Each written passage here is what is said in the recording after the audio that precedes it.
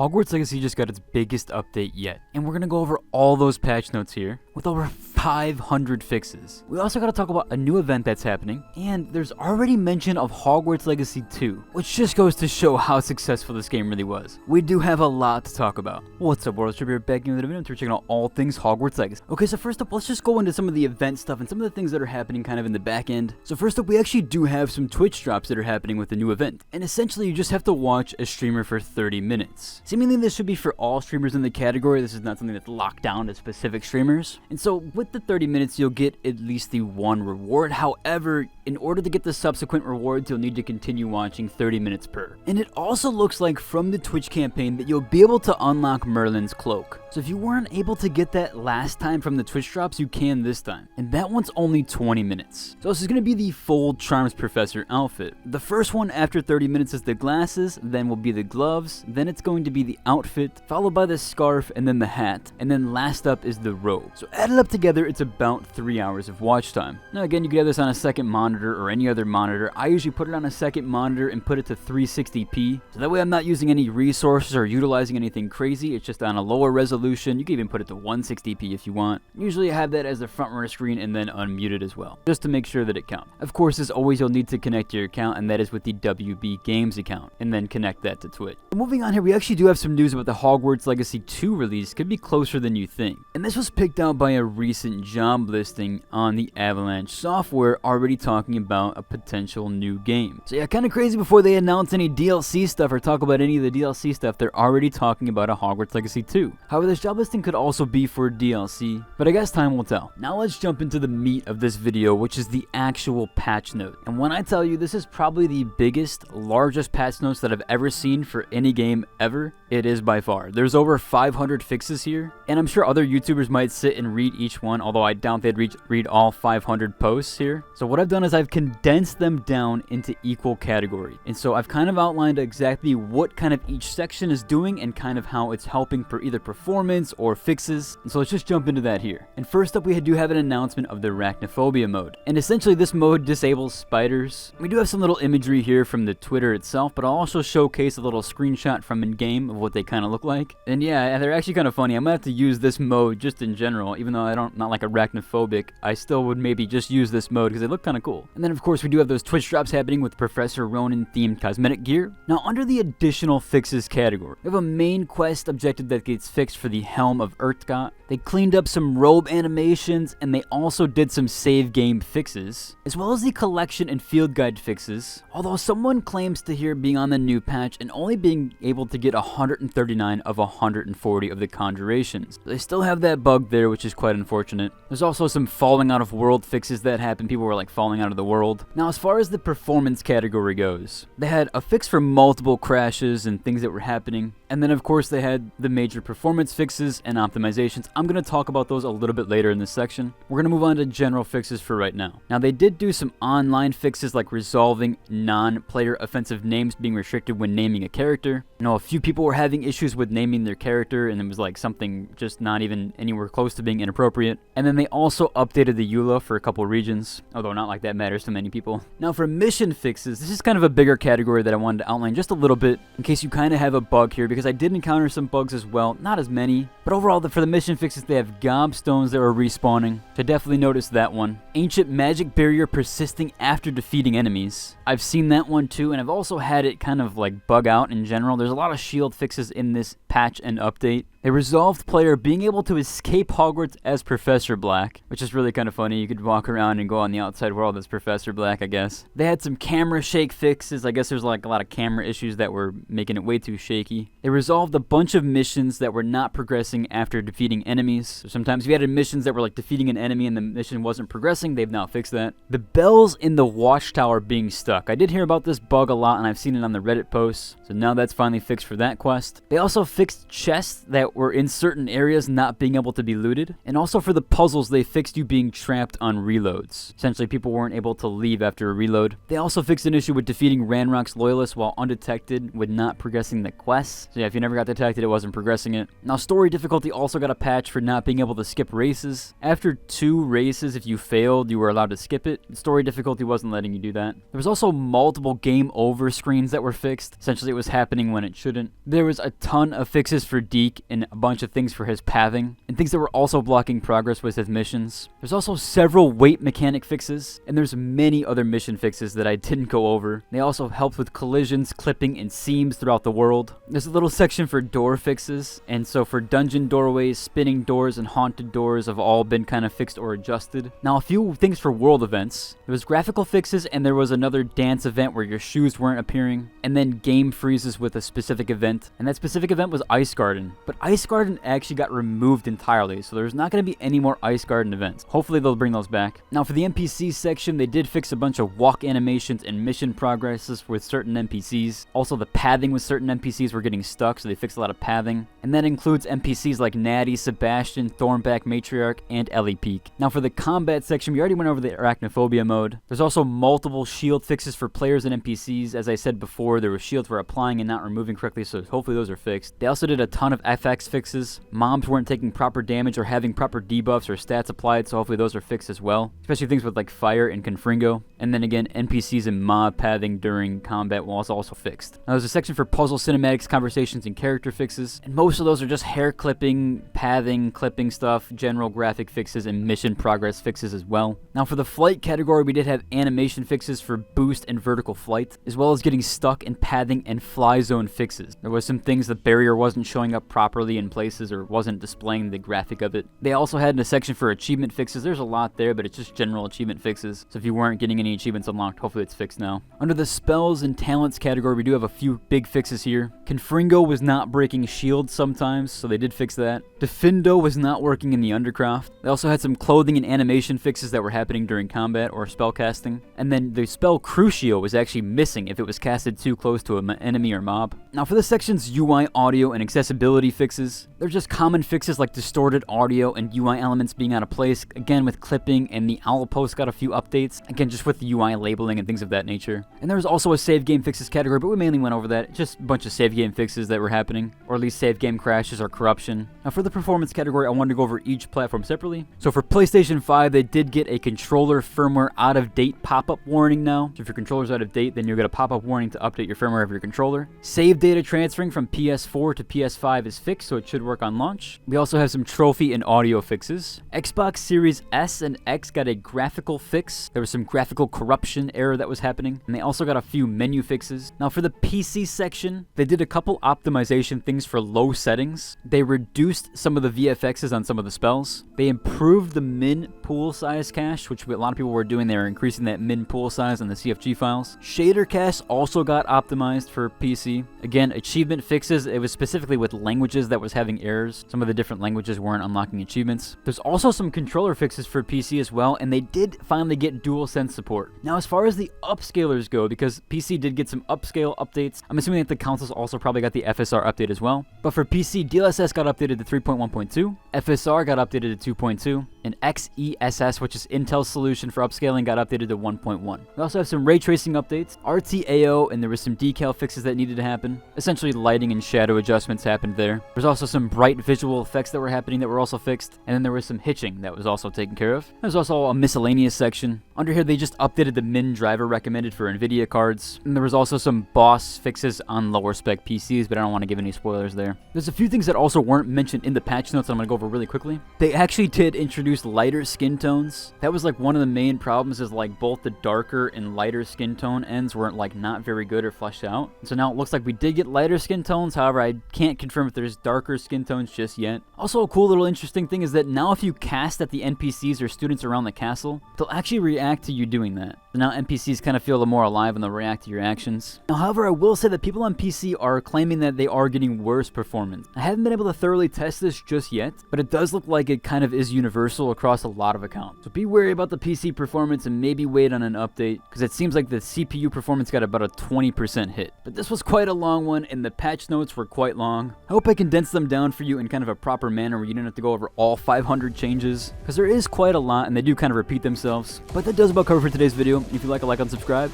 and to the next one. Deuce.